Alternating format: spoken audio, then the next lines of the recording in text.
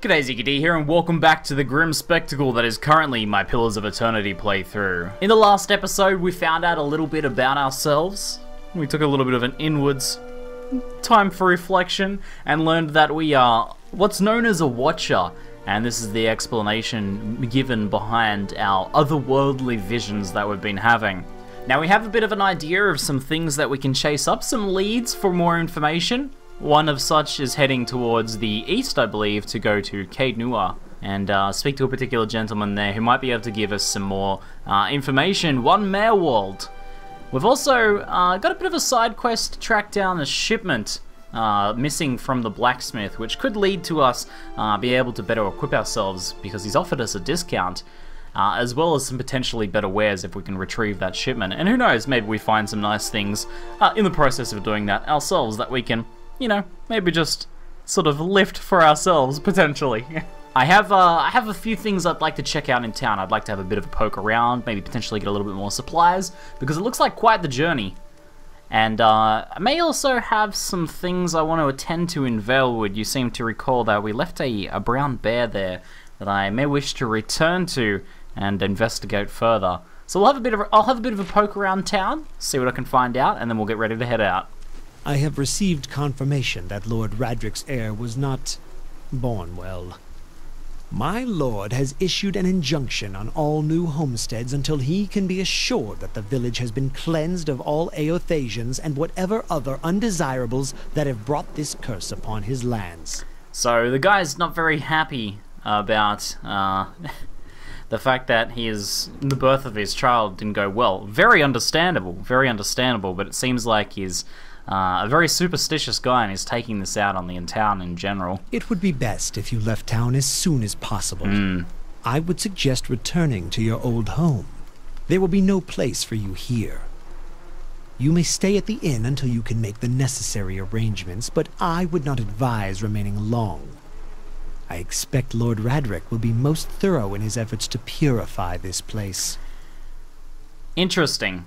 The thing is, Urgiot, is that I have no home. I don't have a home to return to. I was hoping that this would be my new home, though it doesn't seem like a very promising place to create that new home. It's not exactly what I'd hoped it would be when I set out on my way here. I'd like to learn a little bit more about Lord Radric here.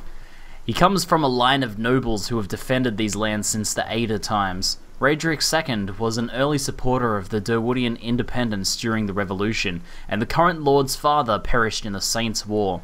Hollowborn began appearing in the Durwoods shortly after the war's end. Lord Radric has taken it upon himself to purge the curse from the Gilded Vale. His measures have been severe, but necessary. Unfortunately, it doesn't appear there have been enough to protect his heir. The Saints' War? Our age's most egregious example of man's madness. 15 years ago, the people of Reed Saras decided the Waidwen, their living saint, was the literal incarnation of the god Eothas. This supposed saint took it upon himself to liberate the Durwood, supposedly from his allegiances to the less worthy gods, but I've never known an army to conquer a land for its people's own good. The war lasted about a year, but you can guess what that year did to the worship of Eothas in Durwood. Lord Radric's forebears had all been Eothasians, but after his father fell defending us from these fanatics, he personally saw that the Temple of Eothas here in town was shut down. He points at a few ruined walls near the tree. That explains what this was all about here. It's funny that the tree has sort of grown up in the ruins there, though it doesn't look particularly alive. If you have any other questions, don't hesitate to ask. It is important that everyone in Gilded Vale understands our rules. I'd like to express my frustrations to him. This is a little bit outrageous. We were promised land here on the cheap. Then you should have no problem continuing on. Trust me when I say it would be best if you were not here when Lord Radric's men are dispatched from his hold. They will be looking for anyone who might have brought the legacy upon us, whose very presence might have polluted his wife's womb. They will extinguish all possibilities. Well, being a Moon Godlike and being a Cipher, I can imagine I would be first on the list for purification. Is there anything else you can tell us about Gilded Vale? We're a frontier village, as are most settlements in the Durwood. Gilded Vale hasn't grown much since its establishment in the colonial days, and the last 15 years have seen our population shrink further. He takes in the ramshackle houses and half-fallen fences. Hence our recruitment of fresh settlers. That doesn't go in so well, though. Helloth snorts indeed. So, tell me a little bit about the ruins behind the tree. I'm curious about this. That's what's left of the Temple of Eothas, his lips pucker. Lord Raedric forbade worship of the dead god after the Saints' War. It's been abandoned for almost 15 years, but there are plans to rededicate it to Barath, the god of life and death. That's enough about Gilded Vale. Alright, Urget. Thank you, sir. You've been very helpful. I'll continue my poking and probing around the town. I'd like to take a moment to point something awesome out to you guys. The Bestiary in Pillars of Eternity. This is a feature I want to go over. The Bestiary is sort of how this game takes on getting experience from fighting monsters. The idea is when you first encounter a monster, you know very little about it, but as you kill and encounter more of them, you learn more about it, and you gain XP from actually filling out your Bestiary, not from directly killing enemies. Now, you kill enemies to fill out your Bestiary, so the same sort of thing happens, but the idea is that killing hundreds and hundreds of the same wolves that you fought time and time again is not really going to progress your character any further. But, you know, encountering new beasts and learning new things about the world does progress your character. It's a very cool system, I like it quite a bit, and I find it to be a bit more immersive. You can see some of the creatures we've fought so far. You know, we've only encountered a couple of oozes, and we know a little bit about them, but we still have a lot to learn. But when it comes to something like wolves, which, you know, are pretty simple, and we've fought a few of them, we know quite a bit more about them, though there's still some things we can learn. So we'll continue to fill out this bestiary, and we'll probably refer to it in the future to learn more about the beasts we've been fighting. I've entered a little house here to the north of town that looks you know, a bit rugged, but quite homely. I might have a little bit of a poke around. This man and woman appear to be deep in conversation, working at closing two bulging satchels. They move to embrace until the woman notices your approach and pauses, her smile faltering a little. Greetings. She looks to her companion, brows furrowing with confusion. Do you know this man, Nonton? Nonton coughs. Yes, I think we met in the Valewood. I warned him about the bear. Ah, Nonton, right. He inclines his head. Glad to see you've made it. Was there something else you wanted? I don't think I'm gonna say this. You two seem to be in quite a hurry. Yes, I imagine so, Ingrid laughs. We're packing for a trip, actually. I've been meaning to visit Defiance Bay, and she looks at Nonton. Well, in truth, I think I've had my fill of this town, with good reason. Nonton reaches to take her hand. It's time for some new scenery, he says. Well, before you leave, is there anything you could tell me about Gilded Vale? Ingrid smiles wryly. Only that you'll want to be moving on as soon as you can. You'll have seen the tree, I imagine, but the rot goes deeper. If you were looking for work, I'd say you'd have a better chance of it elsewhere. We're headed for Defiance Bay ourselves, Nonton adds. Okay, goodbye.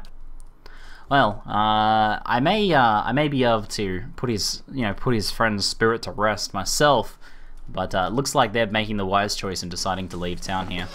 Well, if you're not going to be needing any of this, don't mind if I have a bit of a poke around myself. Oh, what's this? We know there's more grain in there, Trumbull. We won't settle for scraps while you grow fat on our crops. A muffled shouting emerges from inside the mill. The first of you drunkards comes through the door gets a shot between the eyes, gods hear me. Swainer, I'll put you down like a dog. Come away now for now, lads, but we'll be back, Trumbull. And we'll have fair prices, or by the flame we'll have a reckoning. There does seem to be a bit of a feud here. Perhaps we can investigate exactly what's going on. Trumbull, an elven man stands before you, his relatively stocky build suggesting a life of labour. His face is pale and drawn, and his eyes wide. Behind him, a younger man and woman exchange worried glances. The miller raises a club as you enter. It shakes violently in his grip. Get back if you value your life. Hold on, I'm not here to hurt anyone. The miller hesitates, then lowers the club. Wait, I know you. You just came into town, right? Don't tell me Swain has already got his claws in you, gods, that's all I need. My name is Ziggy Stardust, and I've only just arrived in Gilded Vale. Trumbull shakes his head. You picked a bad time to come visiting. Gilded Vale's had all its shine scraped off. I'm just a big dung heap now, and Swainer thinks he's the king of it. They're all of them mad. What was all that ruckus outside? Trumbull shakes his head. Where to begin? Swaina's whipped him up into a froth, going on about the grain stores, claims I've hidden away most of it. All I do with the grain is sell it. I can't create it out of thin air, and I can't hand it out for free. I pay the farmers for the crops they bring in, and I sell what comes out of the mill. Most of it goes to the Black Hound on the west side of town for ale. And Swaina and his lot sure don't mind that part. You take a look at the fields on the way to town, the crop's blighted, and most of what I'm getting from the farmers, Trumbull gestures to the sacks and containers, it's gone off, rotted through. I can't pay top prices for blighted wheat, and I've barely got enough grain to go around. Swaina's howling after things he has no right to. Seems like a pretty clean story for a messy situation. Trumbull frowns. It's not. He pauses. Look, Swaina's always been a rotten bastard. With stores so limited, maybe I save the good stuff for people who deserve it. Aufra, for instance, she's expecting a child. Should I let her starve instead? Do the villagers know about the grain supply? Trumbull looks embarrassed. Some. The innkeeper, for instance. It's better not to worry anyone. I'll be trading for supplies soon enough, and if we can just keep things calm until then, we'll be in the clear. The innkeeper? Trumbull winces. I wouldn't drink the ale, is all I'm saying. Oh. Okay. Maybe I ought to go have a talk with Swaina then, see if I can help out. The miller all but sags with relief. I'd be grateful if you did.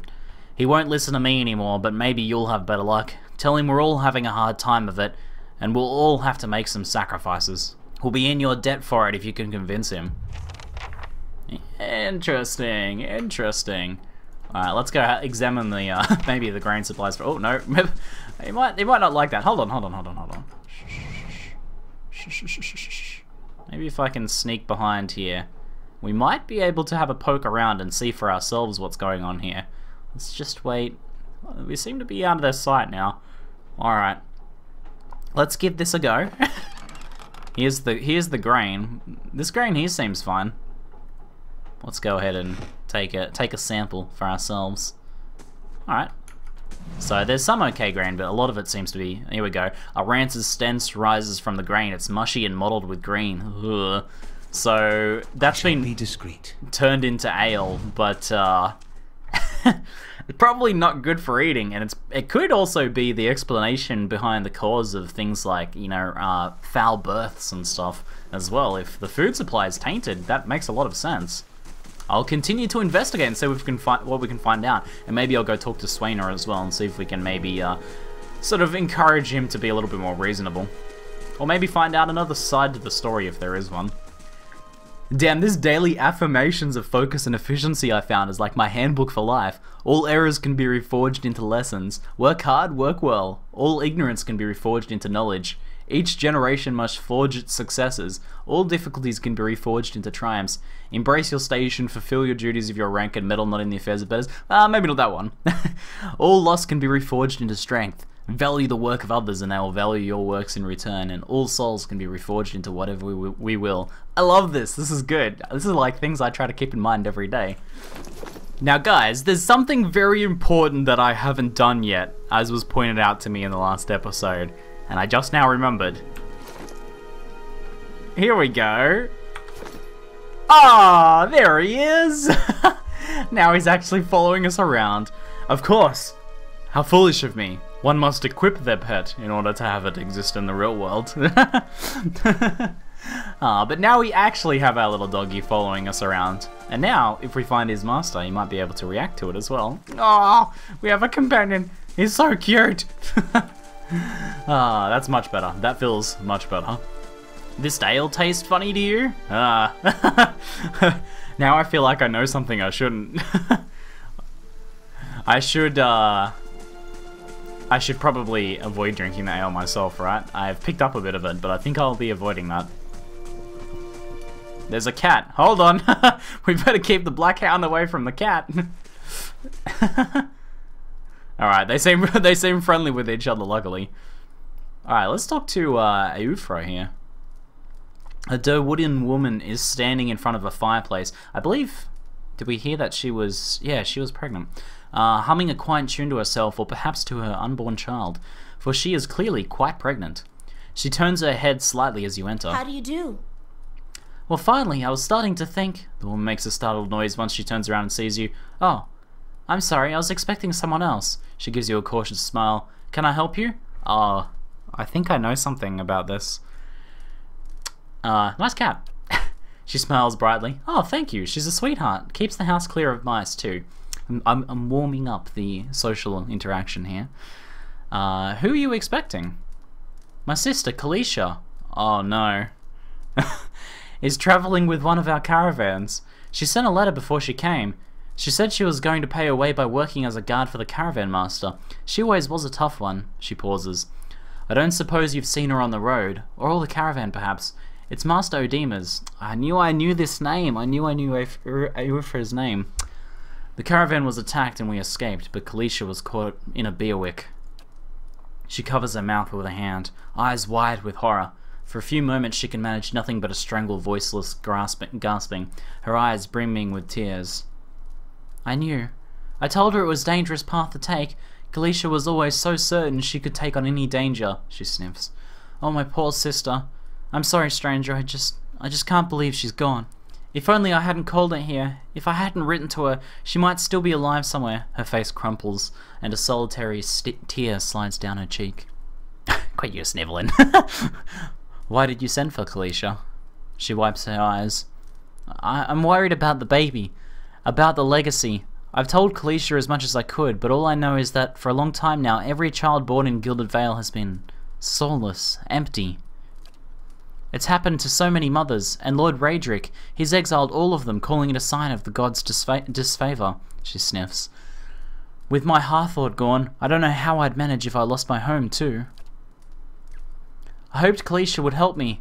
They say Ranga, my old midwife, knows a way to prevent the child being hollowborn, but she moved south to Anslog's Compass 2 seasons ago. The journey's too far for me, I can't make it as I am, but I don't have anyone else, now with Kalisha gone. More tears run down her face. Please, can you help me? Alright, I'll find Ranga for you, Eufra, if I can. She blinks, her eyes wide. You will? Oh, gods bless you. Here, I'll give you coin to pay her with. You needn't trouble yourself with that. I think it's a drink she fashions out of, well, I'm not sure, but it shouldn't be too much of a burden to carry back. Okay, so we're looking for some sort of tincture or concoction. Anslog's Compass is what we call the lagoon to the south. You'll have to cross the wilds to get there. That's what keeps me from trying it myself. She clasps her hands together. Thank you, truly. You'll be saving us both. She sets her hand on her stomach, smiling through her tears. I will do my best. I'd love to help you out. You've certainly had, you know, things hard.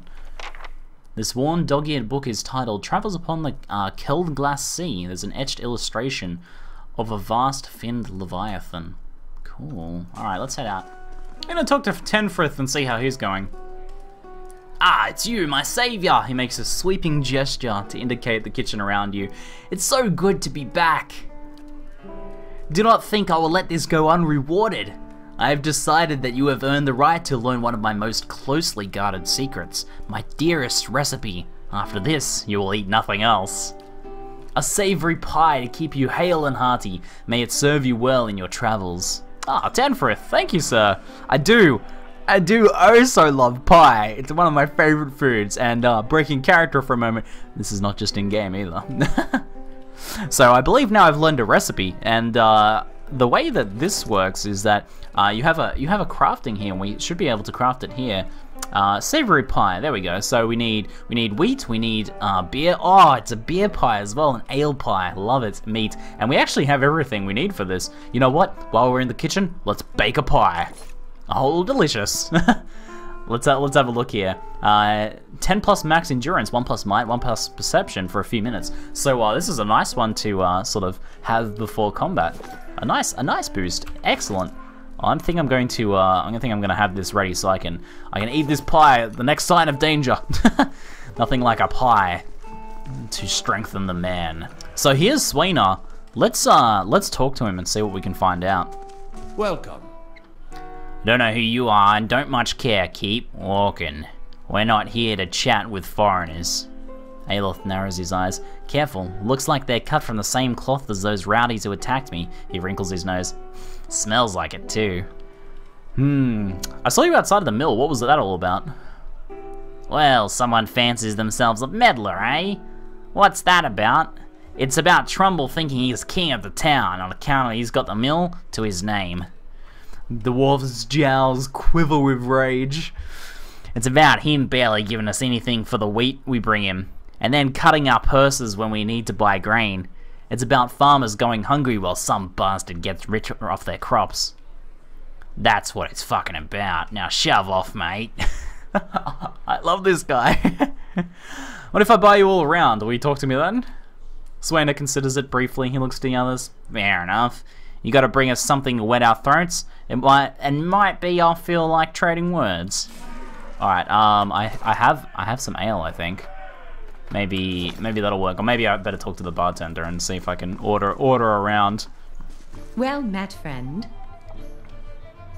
I'd like to buy a round for the fine fellows over there. Fine fellows? You're having me on. Any more fighting and I'll have to ban Swainer from the inn entirely. The innkeeper frowns. Until then, it's 6 copper pieces for the lot. Alright, here you are. Right then, here's 3 drinks for the 3 fools. Just take care with them, they're hot-tempered bunch. Alright. Good day, stranger. You again? What do you want now? I bought the drinks. Hey, so you have, by the flame. I never thought I'd be so happy for a mug of the Black Hound's shit beer. Gods, that's good. Alright, then you've got my attention. What's it you've got to say about that's worth a round of drinks? Maybe you could tell me a little bit more about what's going on. It's like I said, the miller's in charge of the grain prices. He says they're fair, but I know for a fact that folks like Ufra pay half for what we do, the dwarf sighs. And maybe we've been a bit rough with him, but what are we supposed to do? We can't keep paying. We're gonna starve. And do you think Trumbull's gonna be sorry about it when we do? Look, there's no sense threatening the miller. You have him up against a wall. He's not gonna do anything. Maybe you could ask some of the other villagers for help. Swainer's eyes you for a few long moments, drinking deep from his mug. Then he sighs. You're right. Things go on like they are, and we're just gonna end up hanging from that tree out there. He looks to his comrades. Tell Trumbull we'll leave him be. Don't know what we'll do now, though. With the crops failing, haven't got another trade to speak of. Think Panska needs a hand around the inn? So they're fresh out of work, but at least we seem to have dissolved the situation.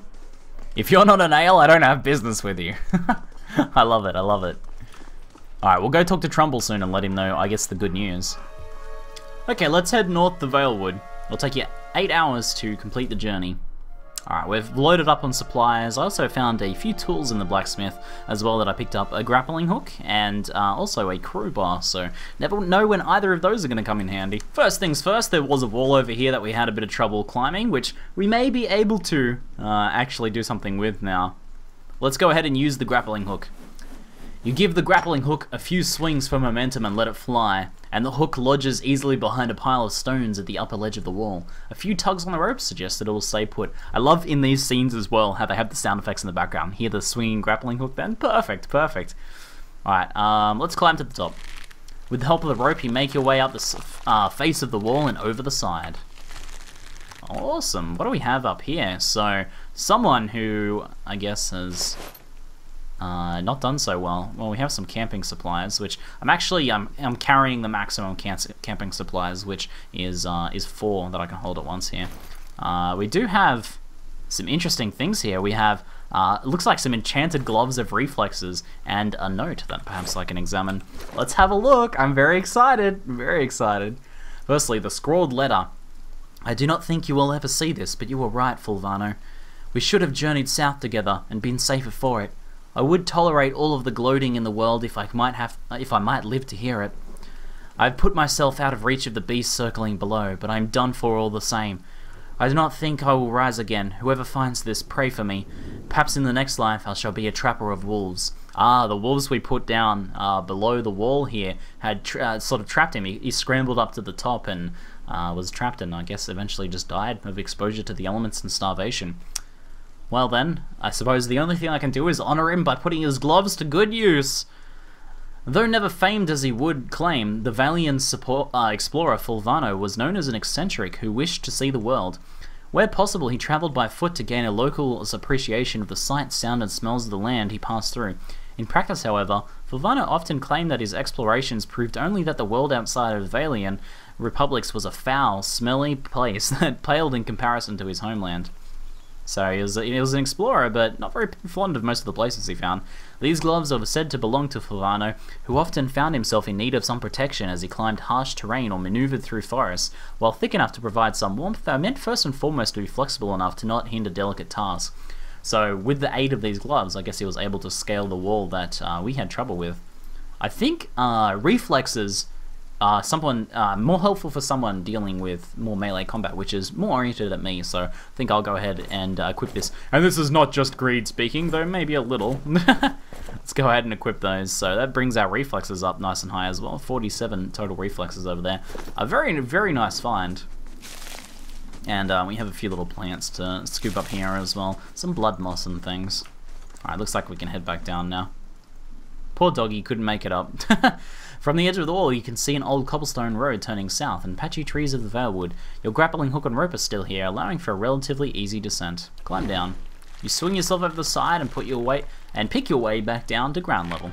So we're back in the den of the beast, the bear that taught us a valuable lesson before. Well, we've come back with help, though I think that this is still exceptionally dangerous task, because this bear means business. So we're gonna have to see how we go. I'm gonna have to use all of the tools at my disposal, and I'm gonna attempt to blind, paralyze, confuse the beast, anything we can do to stop it from killing us, and hopefully we can slay it and explore its cave, and maybe put our missing friend here to rest.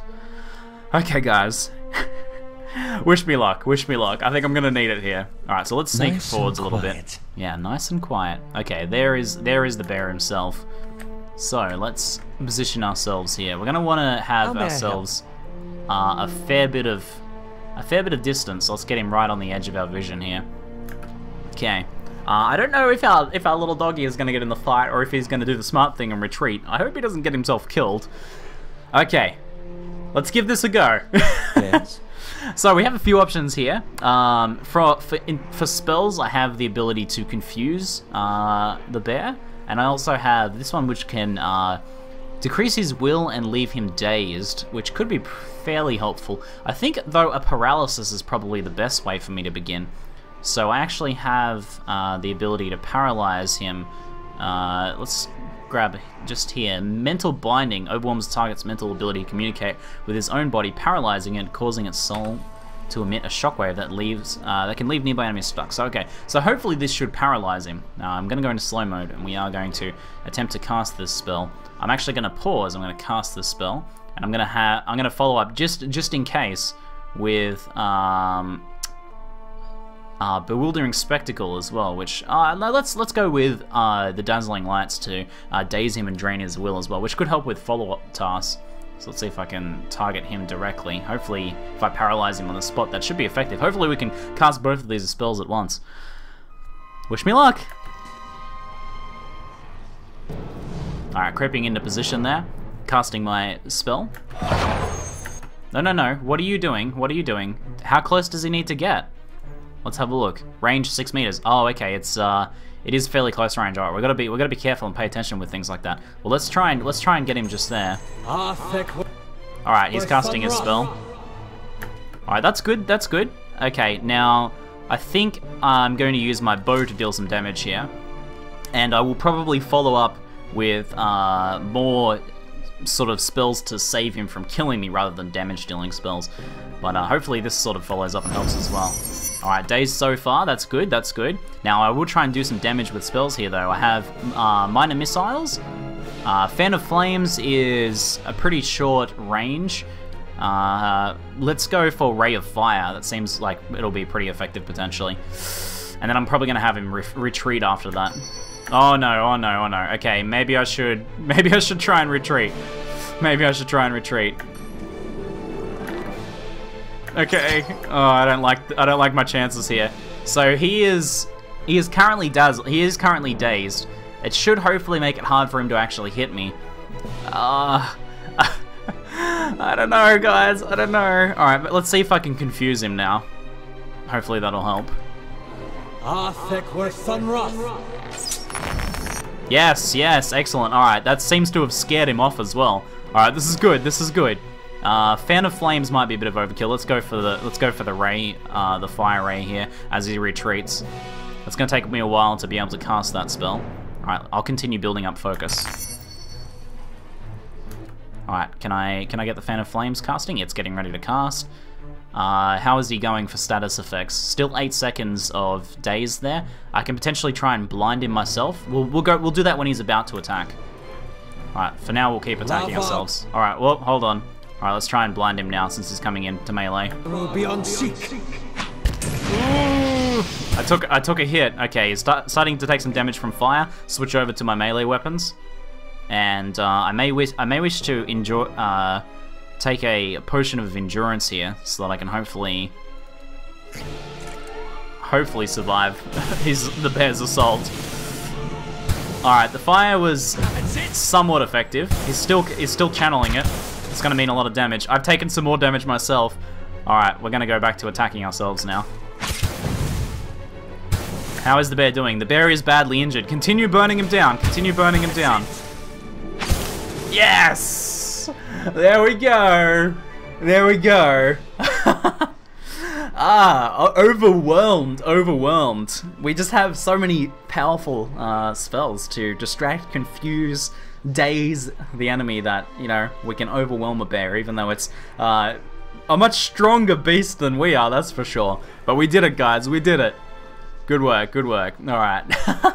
Good work, team. We took quite a bit of damage there, though, and we were definitely in danger of dying. But now, check this place out. There's a chest, and then this is what I'm very curious about, because we see the purple energy that we've been encountering as a watcher in the past. There's something important here.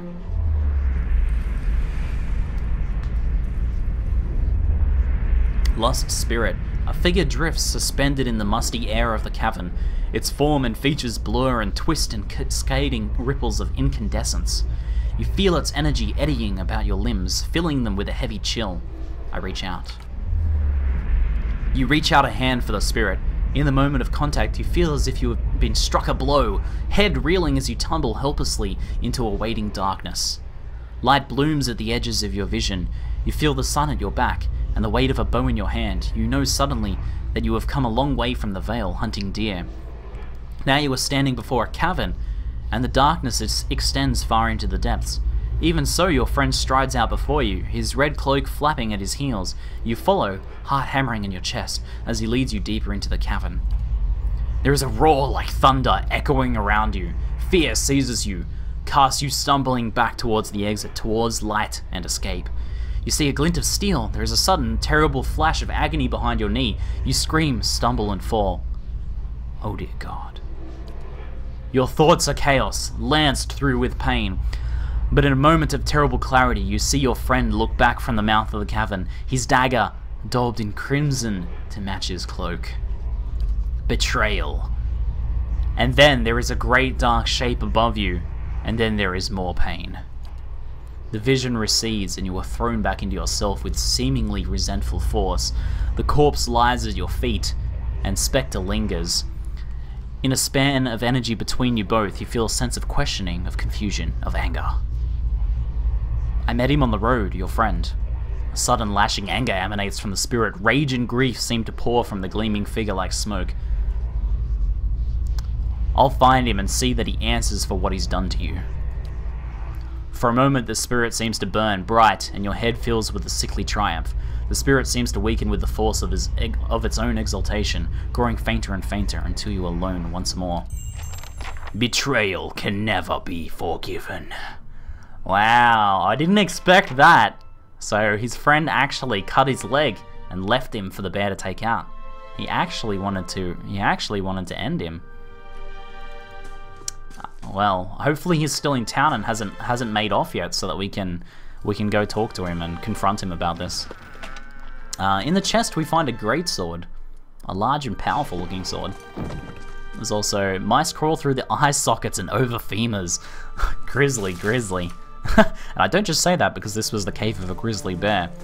Well, I am glad I travelled back up here to tie up a loose end that had been bugging me, because I found out a grisly piece of information. Oh, I'm sorry for the puns, guys. I'm sorry for the puns. Alright, let's go confront the traitor. You, Nonton. Hello. Ingrid smiles. I hope Gilded Veil has been kind to you. I know what really happened in that bear cave, Nonton. The color drains from Nonton's face. I don't know what you mean. I told you the truth of it. Are you accusing him of something? Ingrid looks to Nonton, touching his arm. If this is about the accident, we're both grieving for Pearlie's loss. But it was a wild animal's doing. Nonton shakes his head minutely. You see a tremble in his hands. What would make you suggest such a thing? I had a vision in the cave. I saw Pearlie's vast moments as he lived them. I saw you cut him with a knife. That's not possible. Nonton stares at you. How could you possibly know? His hand falls to his sword belt. I left no sign. Well, Nonton, you've incriminated yourself here. Nonton, wait. Ingrid raises his hands. I don't know what you saw in that cave, but this isn't what you think. Pearlie, my husband, he was as much a beast as that bear. You were in on it too, Ingrid. I tried to leave the first time I suffered his temper, but he wouldn't have it. She looks away, expression pained. Nonton, we met, and I knew I'd found someone special. Someone kind, who cared for me. Please, all I want is to leave this place, to start somewhere else. She looks down at the satchels. With some coins saved up, you could have it if you'll only let us go. Oh no. Who do I believe? Okay, so I feel like in this situation, I would want the justice to be dispensed by rule of law. Except in this city, in this town, there appears to be no rule of law worth considering. This is a very, very hard decision. What would I do in the spur of the moment? Do I take their word? Do I believe them? Do I allow them to leave? I have no evidence that her husband was actually a terrible man. Regardless though, in the visions I saw someone who was betrayed, who was fearful, who was surprised and shocked at the betrayal of his friend. But then do I attack these two and, potentially kill people who are, who are guilty only of a crime of ridding someone evil from the world? It's so difficult to know. All these thoughts race through my character's mind in an instant. Alright, my decision is this. Disgusted at the situation and my inability and frustrated that I can't make the truth of this situation, I spit on the ground and say, I don't need your coin. Go! Get out of my sight! Ingrid breathes out shakily. Yes, we will. Thank you. Thank you for your compassion. I don't want to hear anything more from you two. Let's go, Nonton. We have a long road ahead of us. I hope not to see you two again. Damn. What a decision. I hope I didn't just let two people walk that are going to, commit more crimes in the future, but I can't take someone's life without knowing more information. It's something that I can't bring myself to do. I have my own moral compass here, and it was just spinning around in circles. Guys, what an intense episode, right? Oh, I hope you guys enjoyed it. An intense battle with a bear, and then a very, very difficult and questionable decision had to be made. In the next episode, we'll be heading east, continuing on with our adventure, and hopefully some more clarity will find us. That's one thing I seek in this world right now, is clarity. But in this episode, we did not have it. Anyway, guys, let me know in the comments below what you think about my decision. How do you feel this went? I'm very curious. Anyway, guys, I look forward to reading your comments. That's it for now. I'm ZiggyD, and thanks for watching.